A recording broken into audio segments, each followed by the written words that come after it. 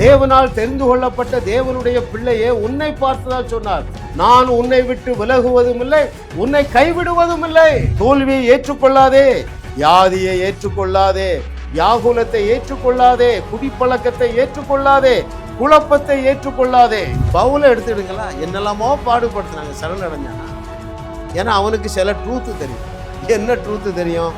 என்னை பலப்படுத்துகிற கிறிஸ்துவனால எல்லாவற்றையும் எனக்கு செய்ய முடியும்.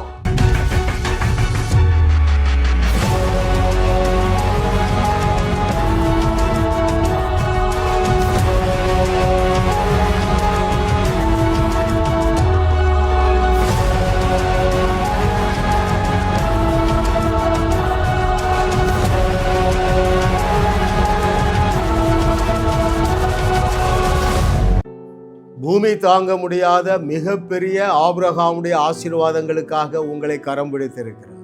ஆமென். இயேசு செய்ததை விட மிகப்பெரிய பயங்கரமான அற்புதங்களை செய்யும்படியாக தேவன் உங்களை தேர்ந்தெடுத்திருக்கிறார். ஆமென். ஹல்லேலூயா. ப்ரமோஷன்னா எப்படி? அனாத, அட்ரஸ் இல்லாதவா, அடிமைங்க. 127 தேசங்களுக்கு ராணியாக ப்ரொமோட் பண்ணின தேவன் இப்பொழுது நீ இருக்கிற நிலையை காட்டிலும் 1000 மடங்கு உயரும்படியாக தேவன் உன்னை அழைத்திருக்கிறார். தொடர்ந்து எங்களுடைய செய்திகளை கேளுங்கள். நீங்கள் இப்பொழுது இருக்கிறதை காட்டிலும் 1000 மடங்கு பெருகுவீர்கள் என்று கர்த்தர் சொல்லுகிறார். இன்றைக்கு 243வது அவருடைய அனந்த ஞானம் சரணடைய அவசியம் இல்லை.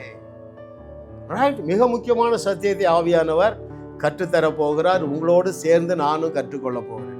என்ன தலைப்பு? சரணடைய வேண்டிய அவசியம் இல்லை. அதாவது எந்த ஒரு தோல்வியையும் ஏற்றுக்கொள்ள வேண்டிய அவசியம் இல்லை. எந்த விதமான வியாதியா இருந்தாலும் சரி, நீ சரணடையாத.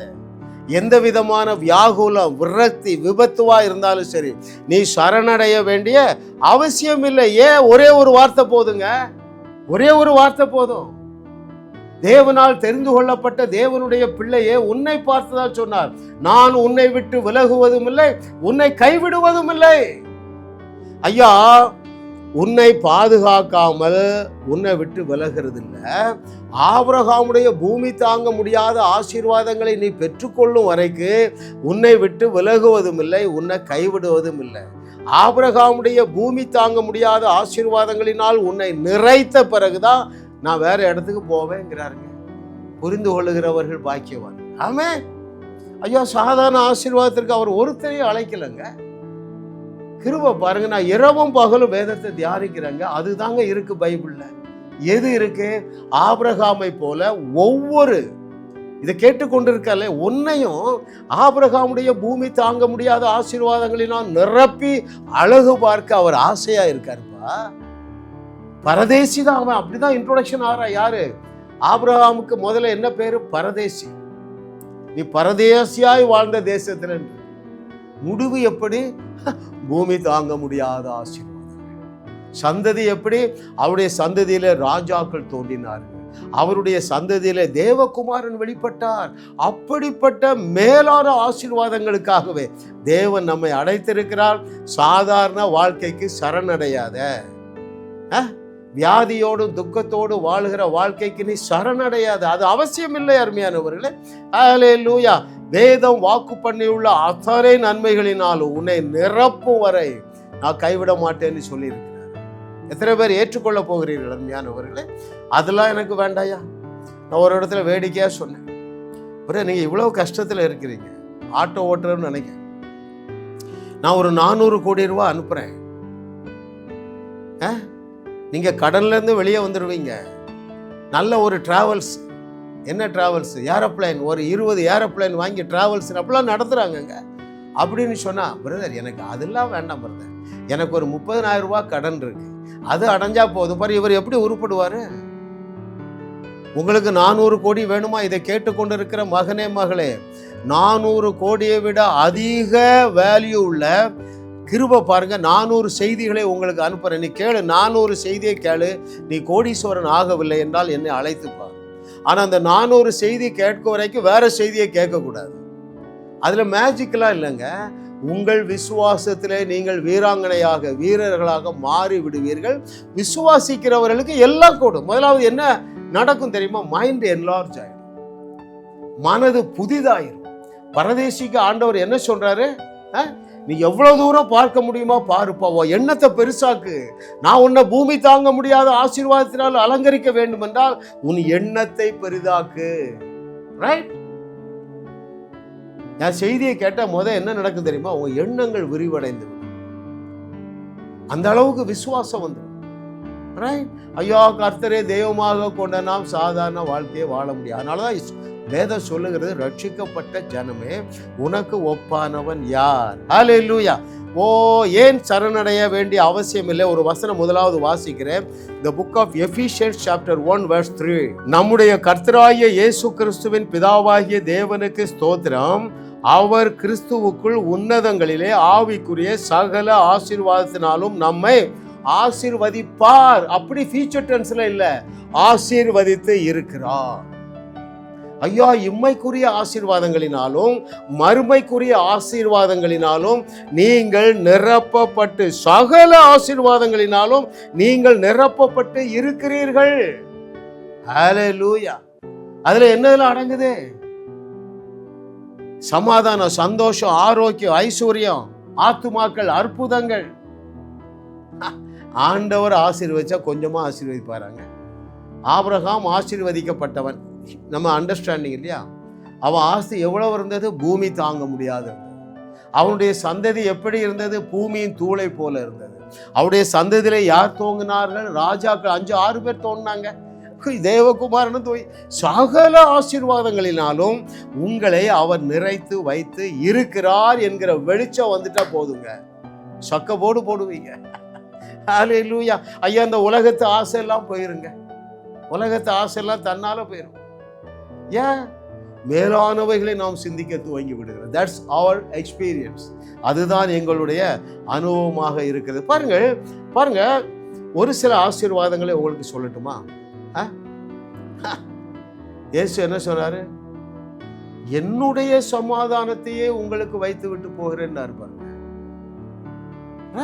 அப்போ அவருடைய சமாதானம், அவருடைய சந்தோஷம், அவருடைய ஐஸ்வர்யம், அவருடைய பரிசுத்தம், அவருடைய பாதுகாப்பு, அவருடைய அன்பு, அவருடைய அறிவு, அவருடைய பலன், அவருடைய நீதி. இப்படி வாசிக்கட்டுமா உங்களுக்கு? தேவ சந்தோஷம், தேவ சமாதானம், தேவ அறிவு, தேவ அன்பு, தேவ பலன், தேவ நீதி, தேவ பரிசுத்தம், தேவ மீட்பு. ஹல்லேலூயா. கர்த்தரை தெய்வமாக கொண்ட நாம் பாக்கியவான்கள். ஏன் தெரியுமா? நாம் தேவ ரகமானவர்கள் அல்ல, தேவர்களாக இருக்கிறோம். நீங்க மனுஷர்கள் அல்ல என்று சொன்னது மனுஷன் சொல்லலைங்க, உங்களை சிருஷ்டித்த நாதனாகிய இயேசு கிறிஸ்து சொல்லுகிறாரு. எப்பா, நீங்க வசனத்தினாலதான் மறுபடி பிறந்தீங்க, வசனத்தை பெற்றுக்கொண்டவர்கள் தேவர்களாக இருக்கிறீர்கள். எனவே ஆவியானவர் உனக்கு என்ன சொல்றாருன்னா, நீ சரணடையாத, தோல்வியை ஏற்றுக்கொள்ளாதே, வியாதியை ஏற்றுக்கொள்ளாதே, வியாகுலத்தை ஏற்றுக்கொள்ளாதே, குடிப்பழக்கத்தை ஏற்றுக்கொள்ளாதே, குழப்பத்தை ஏற்றுக்கொள்ளாதே. ஹல்லேலூயா. அவருடைய சந்தோஷம், அவருடைய அன்பு, அவருடைய சமாதானம், அவருடைய ஆற்றல் எல்லாவற்றையும் நமக்குள்ள தந்திருக்கிறாரு. இன்னொரு விதத்துல நான் சொல்லட்டுமா? இயேசு கிறிஸ்துவை குறித்து எதெல்லாம் நிஜமோ அது எல்லாமே நம்முடைய மறுபடி பிறந்த ஆவியில் உண்மையாயிற்று. நீ மறுபடி பிறந்திருக்கீங்களா? அதுல உங்களுக்கு சந்தேகம் இருக்கா? சந்தேகத்தை தூக்கி தூர போடுங்க. என்னுடைய செய்தியை கேட்கிற எல்லாரும் நீங்க ரட்சிக்கப்பட்டு இருக்கிறீங்க. அதிக உறுதியான ரட்சிப்பு. அதனாலதான் நான் பேசுற லாங்குவேஜ் உங்களுக்கு புரியுது. ஆகையினால் தான் தேனின் கூட்டிலிருந்து ஒழுகும் தெளி தேனிலும் மதுரமாக தேவனுடைய வார்த்தை உங்களுக்கு வெளிப்படுகிறது. ஆகையினால் தான் என்னுடைய செய்தியை கேட்கும் பொழுதே தேவனுடைய ஆவியானவர் உங்களோடு தெளிவாக பேசுகிறார். ஆகையினால் தான் நீங்கள் தேவ பிரசன்னத்தை என்ஜாய் பண்றீங்க. அருமையானவர்களை, சோர்ந்து போகாதீங்க. உங்க ரட்சிப்பு கேரண்டிங்க. Hallelujah. Oh thank you lord, what a loving daddy. பாருங்க, அப்போ இயேசு கிறிஸ்துவுக்கு என்னதெல்லாம் நிஜம்?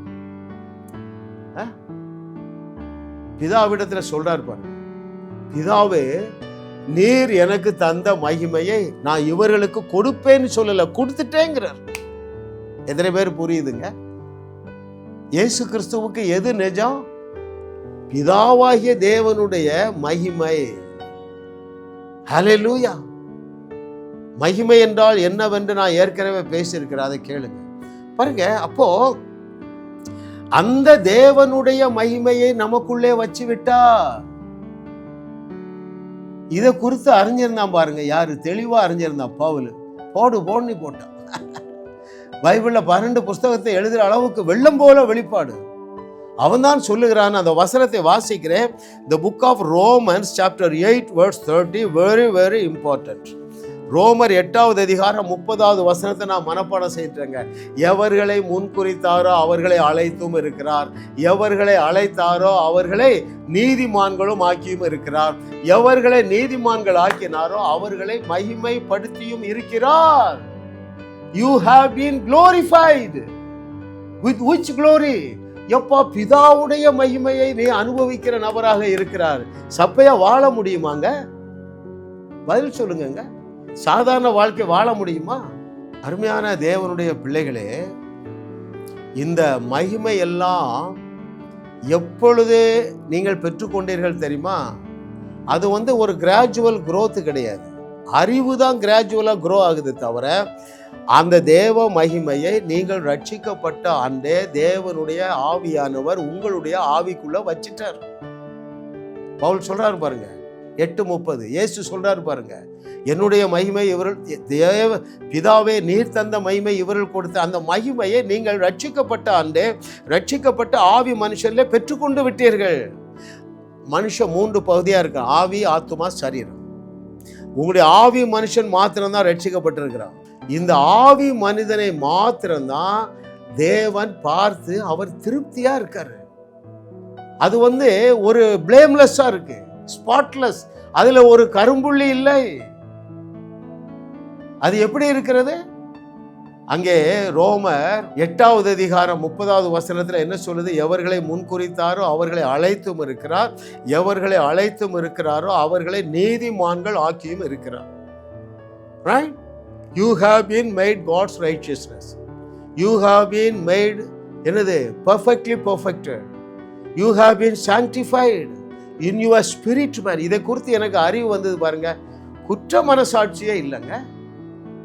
ஹல்லேலூயா. பாருங்கள், ஆவி, ஆத்துமா, சரீரத்தை குறித்து இந்த புக்கை நீங்க வாழ்நாள் எல்லாம் குறைந்தது ஒரு வருஷத்துக்கு ஒருக்காவது வாசிக்கணுங்க.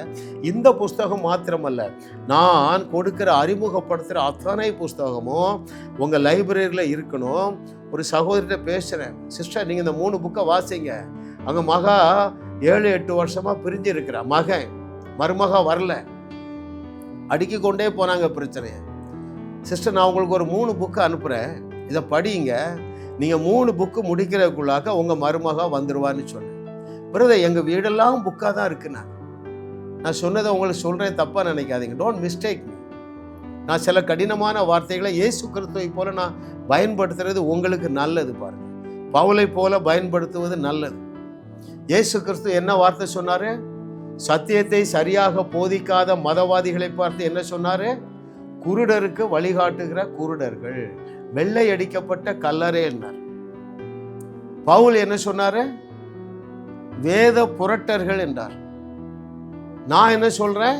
பிசாசின் ஏஜென்ட்டுகள். இந்த வார்த்தைலாம் உங்களுக்கு புதுப்பிக்குங்க. சிலர் என்னை பார்த்து அப்ரிஷியேட் பண்றாங்க, சீனியர் மிஷினரிஸ் எல்லாம். அண்ணன் நீங்க சொல்லுகிற வார்த்தையெல்லாம் நல்லது தானே. நான் 25 வருஷம் வாழலைன்னு, நான் 30 வருஷமா மிஷினரியா இருக்கிறேன். 100 பேருக்கு ஞானஸ்தானம் கொடுத்துருக்கிறேன். நீங்கள் சொல்லுகிற இந்த வார்த்தை 30 வருஷத்துக்கு முன்னால் நான் கேட்டுட்டு மிஷனரியாக வந்தால் கண்டிப்பாக இந்த 30 வருஷத்தில் 1000 சபை நாட்டிருப்பேங்கிறாங்க. ஏன் நான் இதை சொல்கிறேன்னா, இதெல்லாம் சாதாரண புஸ்தகம் இல்லைங்க, உங்களை உயிர்ப்பிக்கிற புஸ்தகம். ரைட்? ஆவி, ஆத்துமா, சரீரத்தை குறித்து உங்களுக்கு ஒரு வெளிப்பாடு வேணும். இந்த ஆவி மனுஷனை குறித்து நீங்கள் நன்றாக விளங்கி கொள்ளுவீர்கள் என்றால் நீங்கள் குற்ற மனசாட்சிக்குள்ளே போக மாட்டீங்க. மனசாட்சி பாருங்கள், உங்களுடைய மனசாட்சியை காத்து கொள்ளுவது உங்களுடைய பொறுப்பு. பவுல் தீமோத்தேயுக்கு எழுதுறாரு, விசுவாசமாகிய கப்பலை சேதப்படுத்தாம நீ தான் பார்த்துக்கணும்.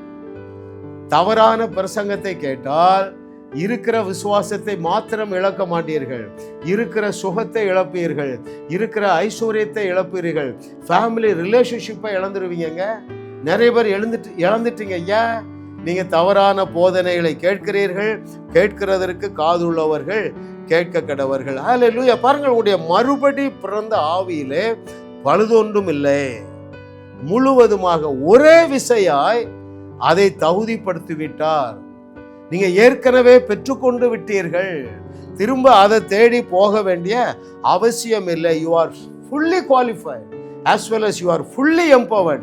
அருமையான தேவனுடைய பிள்ளைகளே, ஸோ ஆபிரகாமுடைய ஆசீர்வாதங்களை பெற்றுக்கொள்ள நீங்கள் முற்றிலுமாக உங்களுடைய ஆவி மனுஷனிலே தகுதியாக்கப்பட்டு இருக்கிறீர்கள். ஹல்லேலூயா, ஹல்லேலூயா. அதே போல இயேசு கிறிஸ்து செய்தவைகளையும் செய்து அதைவிட மிகப்பெரிய அற்புதங்களை செய்து அவருடைய வார்த்தையை உறுதி செய்ய you are already fully loaded with supernatural power. அதைத்தான் யோவான் எழுதுகிறார். 1 யோவான் 4:17, அவர் இருக்கிற பிரகாரமாக நாம் இந்த பூமியில இருக்கிறோம். யாராவது பிரசங்கம் பண்றாங்களா? அப்படி என்றால் என்ன பொருள்? அவர் என்றால் யாரு? இயேசு கிறிஸ்துவை போல நாம் இந்த பூமியிலே இருக்கிறோம் என்றால் நாம் நம்முடைய ஆவி மனுஷனிலே அப்பழுக்கற்றவர்களாக இருக்கிறோம். இரண்டாவது, நம்முடைய ஆவி மனுஷரிலே இயேசு கிறிஸ்து செய்ததை விட பயங்கரமான அற்புதங்களை செய்யக்கூடிய ஆற்றலினால் நிரப்பப்பட்டு இருக்கிறோம். இன்றைய தலைப்பு என்ன? நீங்கள் சரணடைய அவசியம் இல்லை. ஏனென்றால் அவர் இருக்கிற பிரகாரமாக பயங்கரமான அற்புதங்கள் செய்யக்கூடிய வல்லமையினாலும் நீங்கள் நிரப்பப்பட்டு இருக்கிறீர்கள். இதை கன்ஃபார்ம் பண்றாரு பாருங்க இயேசு கிறிஸ்து. பவுல் என்ன சொல்றாரு? நாம் முற்றிலும் ஜெயம் கொண்டவர்களாக இருக்கிறோம். என்னை பலப்படுத்துகிற கிறிஸ்துவனால எல்லாவற்றையும் செய்ய எனக்கு பலன் உண்டு. யோவான் அப்போஸ்தலன் என்ன சொல்லுகிறாரு? அவர் இருக்கிற பிரகாரமாக நாமும் இந்த பூமியில இருக்கிறோம். ஐயப்பா, உனக்காக உயிரை கொடுத்த இயேசு என்ன சொல்றாருப்பா? இதை விட மேல சொல்லிட்டாரு, நீங்கள் தேவர்களாக இருக்கிறீர்கள் என்று சொல்லிட்டார. ஏன் நீங்க சரண் என்றால் என்ன? ஏன் வியாதியோடு வாழ்றீங்க? ஏன் உங்க குடிகார கணவனை குடியிலிருந்து வெளியே கொண்டு வரல? அது ஒரு சரண் தானே. வெளியே சொல்ல கேவலமா இருக்கு. எங்க போய் சொல்ல? ஐயா, என் புருஷன் தவறான வழியில போறையா, உங்ககிட்ட தான் சொல்றையா, உங்க செய்தியை கேட்டையா, கண்டிப்பா என் புருஷன் மனம் திரும்பி வந்துருவாங்கிற விசுவாசம் வந்துட்டு. ஹல்லேலூயா. எத்தனையோ சாட்சிகள் அருமையானவர்களே. ஹல்லேலூயா. Thank you Lord. What a loving daddy. இந்த சத்தியத்தை சரியாக அறிந்து கொள்ளுங்கள். எந்த சூழ்நிலையிலும் நீங்கள் எந்த தோல்விக்கும் சரணடைய மாட்டீர்கள். வியாதிக்கு சரணடைய மாட்டீர்கள். நெருக்கத்துக்கு சரணடைய மாட்டீர்கள். பயம், கவலை, தீகிலுக்கு நீங்கள் சரணடைய மாட்டீர்கள். சில உதாரணங்களை பார்க்கும் பொழுது நீங்கள் அறிந்து கொள்ளுவீர்கள். பாருங்கள், ஒரே சூழ்நிலை. சவுல் ராஜா சரணடைஞ்சிட்டான் சத்துருக்களுக்கு, இல்லையா? குகைக்குள்ளவே ஒளிஞ்சிட்டான். யாரோடு? போர் வீரர்களோடு. அங்க வந்தா பாருங்க ஒரு இளைஞன் யோனத்தான். அவன் சரணடையலைங்க. கடற்கரை மணலத்தனையான சத்துருக்கள் வந்தார்கள் என்று எழுதியிருக்குது. இவனும் இவனுடைய ஆயுததாரியும் போறாங்க. அவனுக்கு ஒரு நாலேஜ் இருந்தது பாருங்க. என்ன நாலேஜ்? கொஞ்சம் பேரை கொண்டாகிலும் அநேக பேரை கொண்டாகிலும் எனக்கு வெற்றியை தருவது எங்கள் தேவனுக்கு சாதாரண காரியம் என்று வெளிச்சம் இருந்ததுனால சரணடையாமல் சக்சஸ் அடைந்தார். ஹல்லேலூயா. அதே சூழ்நிலை தாங்க. எங்க ராட்சதனை பார்த்து பயந்து ஒரு ராஜாவும் அவன் சேனையும் சரணடைந்தார்கள் 40 நாட்களுக்கு. ஆட்டு இடையம் வந்தாம இருக்கு. அன்னைக்கே தலை எடுத்துட்டாங்க. ஐயா, நீங்கள் சத்தியத்தை சரியாக அறிந்து கொள்ளுவீர்கள் என்றால் எந்த எதிர்மறையான சூழ்நிலையையும் நீங்கள் ஏற்றுக்கொள்ள மாட்டீர்கள். எப்படி சொல்லுவீங்க தெரியுமா? இன்றைக்கு உன் தலையை எடுப்பேன். என்ன சொல்லுவீங்க தெரியுமா? அவர்கள் நமக்கு இரையாவார்கள். 99.99% சரண்டர் ஆயிட்டாங்க. அவர்கள் ராட்சதர்கள், நாம வெட்டுக்கிளிகள். சத்தியத்தை அறிஞ்சா வந்தாம பாருங்க. யாரு? காலேபு, யோசுவா. அமைதியா இருங்கடா, அவர்கள் நமக்கு இரையாவார்கள். எத்தனை பேர் புரியுதுங்க? சரணடைய அவசியம் இல்லை என்கிற சத்தியத்தை, இந்த செய்தியை நீங்க பல முறை கேளுங்க. வாழ்க்கையில மேலான நன்மைகளை சுதந்தரிப்பீர்கள் என்று கர்த்தர் சொல்லுகிறார். ஹல்லேலூயா. ஓ, thank you Lord for your goodness. இயேசு கிறிஸ்துவ சரணடையலைங்க. என்னெல்லாமோ சொல்லி பார்த்தாங்க. பிசாசுகளின் தலைவன் என்றாங்க. அவர் டிஸ்டர்ப் ஆகவே இல்லை. ஏன்? தரிசனம் பெரிய தரிசனம். If you have a great vision and if you know the truth rightly, you will never surrender to any situation. Hallelujah. மதவாதிகள் எவ்வளோ பிடிக்க நினைச்சாங்க, அவர் தன்னுடைய பேச்சை நிறுத்தவே இல்லைங்க. கிராமங்கள் தோறும் பட்டணங்கள் தோறும் சென்று பயங்கரமான அற்புதங்களை செய்தார். ஜெப ஆலயத்தில் அற்புதம் செய்தார். சாலமோனுடைய அந்த டெம்பிளில் அற்புதம் செஞ்சார். சரணடையவே இல்லை. யாரு? நம்ம பவுலை எடுத்துடுங்களா, என்னெல்லாமோ பாடுபடுத்தினாங்க, சரணடைஞ்சானா? ஏன்னா அவனுக்கு சில ட்ரூத்து தெரியும். என்ன ட்ரூத்து தெரியும்? என்னை பலப்படுத்துகிற கிறிஸ்துவினால எல்லாவற்றையும் எனக்கு செய்ய முடியும். வேற என்ன ட்ரூத்து தெரியும்? அன்றியும் அவருடைய தீர்மானத்தின்படி அழைக்கப்பட்டவர்களாய் அவரிடத்திலே அன்பு கூறுகிறவர்களுக்கு சகலமும் நன்மையாதான் நடக்கும். ஹல்லேலூயா. எனவே நான் யார்? முற்றிலும் ஜெயம் கொள்ளுகிறவனாய் இருக்கிறேன். ஹல்லேலூயா. ஐயா, அந்த நாலேஜ் இருந்தால் நீங்க எல்லாவற்றிலும் வெற்றியை காண்பீர்கள், ஒத்து போக மாட்டீர்கள்.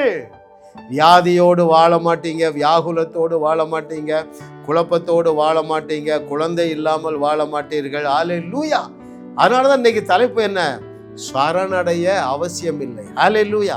கர்த்தரை தெய்வமாக கொண்ட நீங்கள் பாக்கியவான்கள். ஏனென்றால் எங்கும் எதிலும் வெற்றிதான் உங்களுடைய தலையெழுத்து என்று கர்த்தர் சொல்லுகிறார். ஹல்லேலூயா. ஹல்லேலூயா. பாருங்க, நானும் சரணடைகிறதே இல்லைங்க. திடீர்னு ஒரு ஃபோன், பலமுறை சொன்னதை திரும்ப சொல்றது உங்களுக்கு நல்லது. பாருங்க, என்ன உங்களுக்கு விசுவாசமாகிய கப்பலே என்னுடைய வார்த்தையினாலே பரிசுத்த ஆவியானவர் ஸ்திரப்படுத்தி கொண்டே இருக்கிறார், இன்னும் ஸ்திரப்படுத்துவார். ஹல்லேலூயா. ஃபோன் பண்ணாங்க, ஐயா என் மகனுக்கு ஆப்ரேஷன். என்னம்மா ஆப்ரேஷன்? ஸ்கல்ல திறந்து ஆப்ரேஷன். நான் உடனே சொல்லிட்டேன், ஆப்ரேஷன் கேன்சல்டு. நான் சரணடைகிறதில்லை, பதஷ்டப்படுறதில்லை.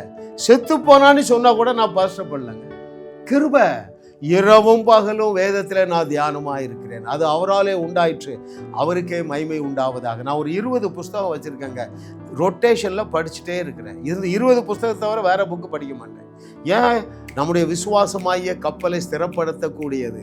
நீங்கள் தேவர்களாக இருந்து என்னென்ன செய்ய முடியுமோ அத்தனையும் பற்றி அறிந்து கொள்ள நீங்கள் வாசிக்கிற ஹேபிட் இருந்தால் 20 புஸ்தகத்தையும் வாங்கலாம்.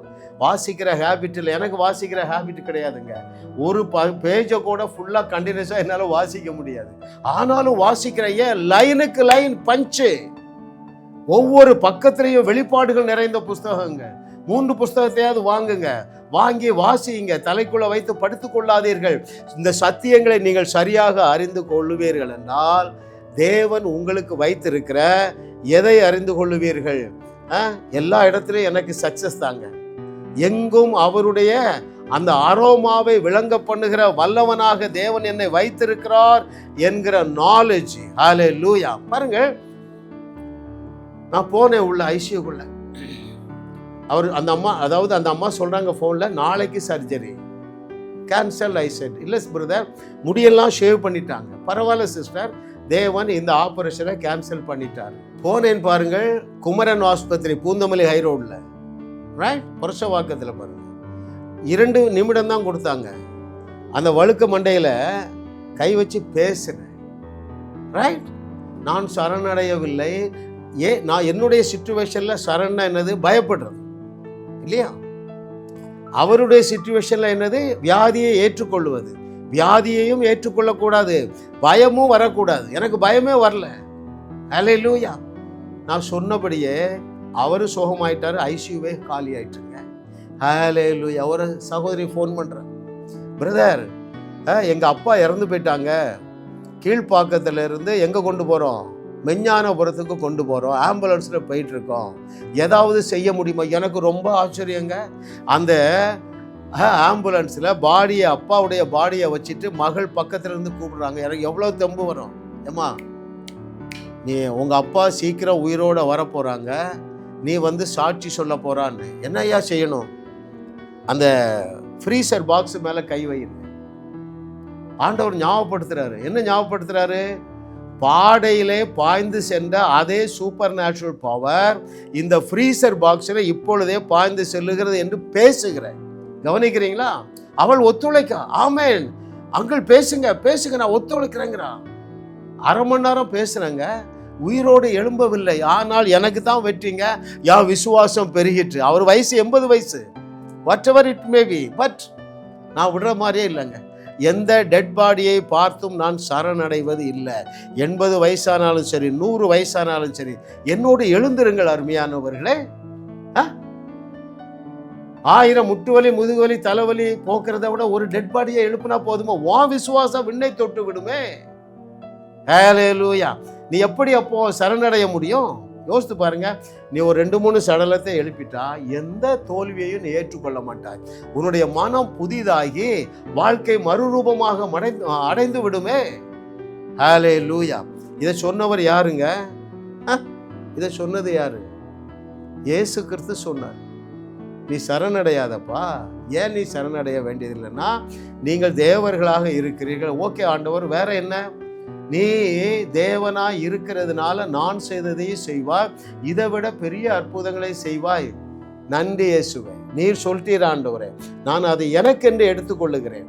நான் என்றைக்கு இயேசு கிறிஸ்து சொன்ன 10 வசனங்களையும் எனக்குத்தான் எனக்குத்தான் எனக்குத்தான் என்று ஏற்றுக்கொண்டு என்னுடைய மனதை புதிதாக்கிறேனோ, அந்த நாளிலிருந்து எந்த வியாதிக்காரரையும் நான் விட்டு வைக்கிறது இல்லை. நான் எதற்குமே சரணடைகிறது இல்லை, பயத்துக்கு சரணடைகிறது இல்லை. ஒரு சகோதரி வந்தாங்க பாருங்க, ஞானஸ்தானம் எடுக்க. ஐயா எனக்கு 10 வருஷமா பயம் ஐயா. ஒரே ஒரு வார்த்தை சொன்னேன், பிசாசு பயப்படுத்துகிற ஆவியை வெளியே போ என்று கட்டளை கொடுத்தேன். இப்போ 1 வாரம் ஆச்சுங்க, நல்லா இருக்காங்கங்க. ஏன்? சொன்னபடியே ஆகும் என்று சொன்னார் ஐயா. என் இயேசு சொன்னாருங்க, நான் சொன்னபடியே ஆகும் என்று சொன்னார் ஐயா. அவர் வார்த்தைக்கு கீழ்ப்படிந்து சொல்லுகிறேன் நான். அற்புதத்திற்கு அளவு இல்லை, நீயும் சொல்லு. எப்பா நீயும் சொல்லுங்கப்பா. சொல்லி சொல்லி அற்புதங்களை தண்ணீரை போல செய்து நீ எந்த சூழ்நிலைக்கும் சரணடையாமல் இருக்க எங்களுடைய செய்திகளை மாத்திரம் 3 மாதங்களுக்கு கேளுங்கள். எதற்குமே நீங்கள் சரணடைய மாட்டீர்கள் என்று கர்த்தர் சொல்லுகிறார். ஜாஸ் மினிஸ்ட்ரிஸ் செய்திகள் மூலமாக நீங்கள் ஆசீர்வதிக்கப்பட்டிருக்கிறீர்கள். நீங்கள் இந்த ஊழியத்தோடு கைகோர்க்கும்படியாக உங்களை அழைக்கிறோம். நீங்கள் காணிக்கை விதைக்கக்கூடிய நல்ல நிலமாக ஜாஸ் மினிஸ்ட்ரிஸ் இருக்கிறது. விசுவாசத்தோடு உற்சாகமாக பெருக விதையுங்கள். தேவன் உங்களை 1000 மடங்கு பெருக செய்வார். வாரந்தோறும் சென்னை முகப்பேரில் நடைபெறும் கிங்ஸ் அண்ட் குயின்ஸ் அசெம்பிளி ஞாயிறு ஆராதனைக்கு அன்புடன் அழைக்கிறோம். சத்தியத்தை சரியாக அறிந்து வெற்றி வாழ்க்கை வாழுவீர்கள். சென்னையில் உள்ள உங்கள் நண்பர்கள் உறவினர்களையும் 3 மாதங்கள் தொடர்ந்து வரும்படியாக உற்சாகப்படுத்துங்கள். முற்றிலும் ஜெயமான வாழ்க்கை வாழுவார்கள். உங்களையும் வாழ வைத்து உங்கள் மூலம் உலகத்தையும் வாழ வைக்கவே தேவன் எங்களை கிருபையாக அழைத்துள்ளார். விடுதலை பெறவும் சுகத்தை அனுபவிக்கவும் தொலைபேசியில் எங்களோடு தொடர்பு கொள்ளுங்கள். ஜாஸ் மினிஸ்ட்ரிஸ் யூடியூப் சேனலில் தொடர்ந்து செய்திகளை கேளுங்கள். சப்ஸ்கிரைப் செய்யுங்கள். வீடியோக்களை லைக் செய்து பலரோடு பகிர்ந்து கொள்ளுங்கள். அவர்களும் ஆசீர்வதிக்கப்படட்டும்.